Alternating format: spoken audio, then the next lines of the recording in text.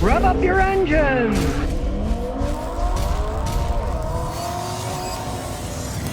All right, here we have it. The boring but venerable Camry. It's an 03. A while back, a guy bought it for $2,300, right? But interesting enough, it's from the original owner. There's a real saga behind it. They gave it to the son. He unfortunately died in college for some reason. It sat around for a while. So he picks things up and he thought, oh, I'm taking a gamble because, you know, it's got like 260,000 miles on it. Well, to me, that's not much of a gamble. See, they were making these things wild. Now, sure, the headlights are all fogged up. You can polish them. The clear coat paint is coming off and it's faded, you know. It's got a few dings from people running into things on it. But, I mean, check it out. The LA wheels are still in decent shape. They're gonna have a little corrosion on because it is a Connecticut car. But it's the V6, and you can see somebody decided to sandwich this a little bit too, but it still goes down the road. And interestingly enough, he took it to the Toyota dealer to get the oil change right. I said, why did you take it to the Toyota dealer? They're going to try to sell you everything, including the kitchen sink. And he said, oh yeah, they told me it had a massive oil leak. But let's take a look at the massive oil leak. Look at it, as old as this. And the strut still holds it up. If it was an American car, it'd fall down and hit me in the head. I don't see any massive oil leak. And as he says, there's nothing dripping on the ground. Now, if they call this a massive oil leak, it's not even making my fingers wet. Oh, look, there might be a little bit of seepage at the plug here, but it doesn't even make the ground. As I said over and over again, dealerships have millions of dollars of overhead. They got to get that from you before they even make a profit. So they want to sell you everything. There's absolutely nothing wrong with this engine. He doesn't have to add a bunch of oil. It's not dripping on the ground. So their idea of massive is my idea of a molehill, maybe. Not even a molehill. Certainly not a mountain. Now these V6 3000s can last forever. Somebody's changed the timing belt. Oh, 100,000 miles or so ago. You're supposed to change every 100,000, but this is a 3000. Sure, it's got a rubber timing belt, but the Toyota 3-liter V6 is not an interference engine. So, if that timing belt breaks, it breaks. Car stops running. Then you tow it someplace, they put a new one on. Whoop-de-doo. This isn't like all the Honda V6 engines, which are interference engines. And if those rubber timing belts break, pistons hit the valves, goodbye engine. In this case, goodbye car. Who's going to put an engine, a whole thing like this? Nobody, right? But these things are so well made. And even if you want to be a riverboat gambler, and don't change the belt. If it does break, you just put another one on. I still don't understand why Honda is still using rubber timing belts on interference V6 engines. They still are, even 2025. Everybody else has gone ages to timing chains, not these stupid belts. Of course, there are some ridiculous designs like Ford and Volkswagen who are now using rubber timing belts that are soaked in oil. And of course, they're all breaking early and destroying the engines. Ford even has one where the oil pump is run on a rubber belt. It breaks and the engine goes boom. Hey, when they were making these, Toyota didn't even know what planned obsolescence meant. That's old. Someone's got 300,000 miles on it. But by looking at it, check it out. Almost everything is still original equipment. It's old and corroded, but guess what? It still works. And yes, the AC is still ice cold. That is just typical on these things. They were so well built. Now everybody's whining, oh, Toyota's quality. And yes, it is going downhill. Somewhat, because if you think about where the plastic's melting on the side mirrors and the plastic molding is melting, and Toyota calls it a thermal event, well, there's the original mirror. The thermal event hasn't melted it yet. And look, the plastic's still there. It hasn't come apart. Yeah, these things were insanely overbuilt. And everybody says, oh, the Camrys are so boring. Well, you know what I gotta say? I want a boring car that doesn't break, gets decent gas mileage, gets me where I'm going, and let's face the facts. We live in a crazy world. Look at this thing. Who's gonna steal it? You're not gonna get carjacked driving this thing around. No, in their day, they were luxury cars that rode well. Now, this, as far as I'm concerned, is the best. The original fabric seats, and look, it's not even broken here. If these were leather seats, that would be the end of it. But they aren't. They're still comfortable and they still look decent. There we go. And you can see it has 295,635 miles on it, almost 300,000. The old all-tel scanner out here.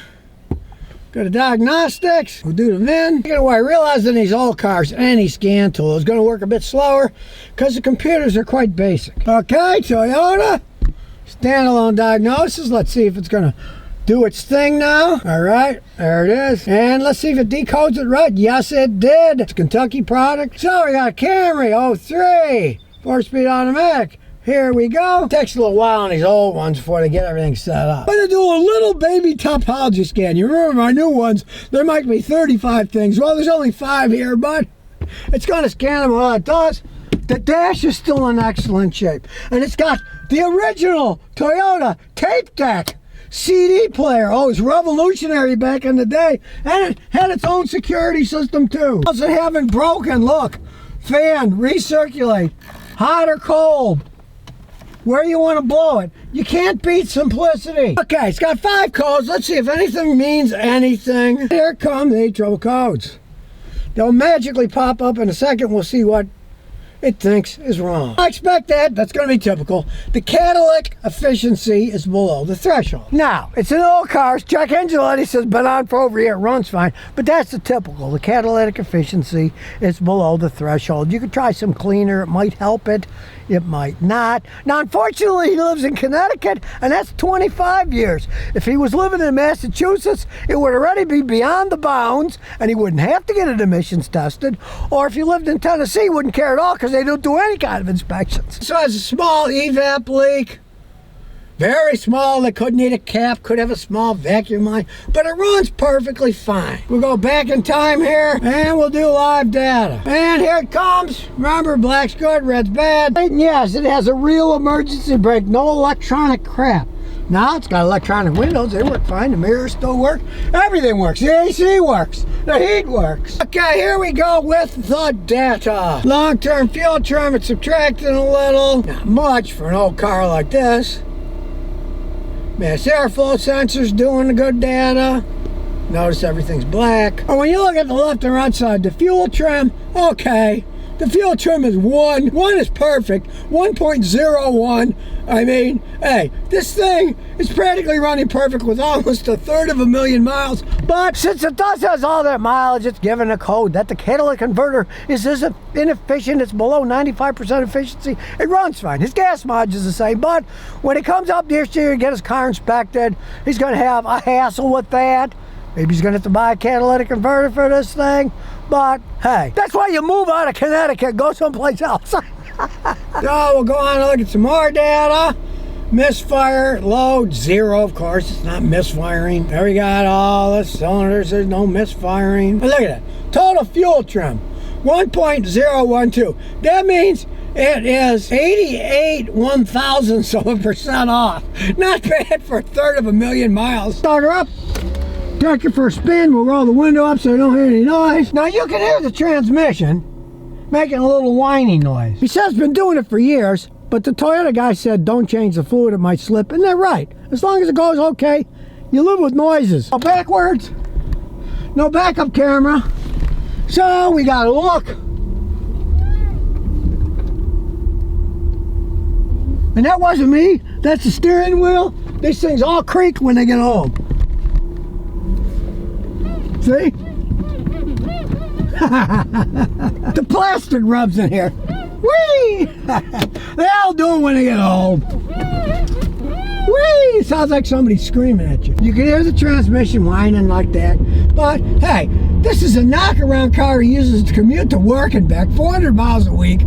It runs great, and hey, yeah, he doesn't like the noise, so he turns the radio up. Bounces quite a bit. All these Camrys do when they age. Got old struts on them.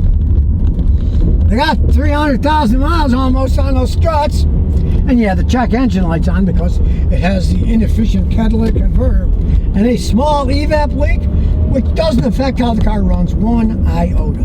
That's just a hassle when he has to get it inspected, which could end up being a big hassle because he lives in Connecticut. And they don't make them free for 25 years. Then you don't have to inspect them. So here we go. And let's see what this V6 engine can do.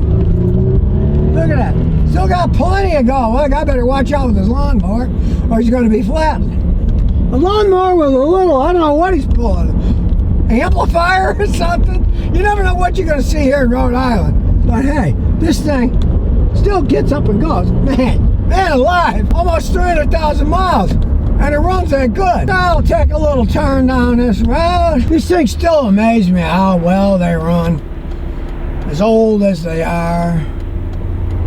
The new ones, there's no way they're gonna last as long. And sure, they've got idiosyncrasies like the talking steering wheel and the humming transmission, but it's still going down the road, baby. Kind of makes it sound like a racing Camry.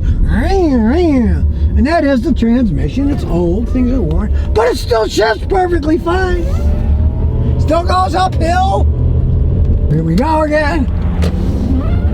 This thing is still a joy to drive around. He enjoys driving it. Like I say, who's going to steal this thing, right? Hey, you don't worry about birds crapping on the hood. You can just go to work and come back and know it's going to get you where you're going. And then it'll be in the parking lot when you're going to pick it up because nobody's going to steal it. So there you have it. Yeah, it's got 300,000 miles on it. And the steering wheel creaks.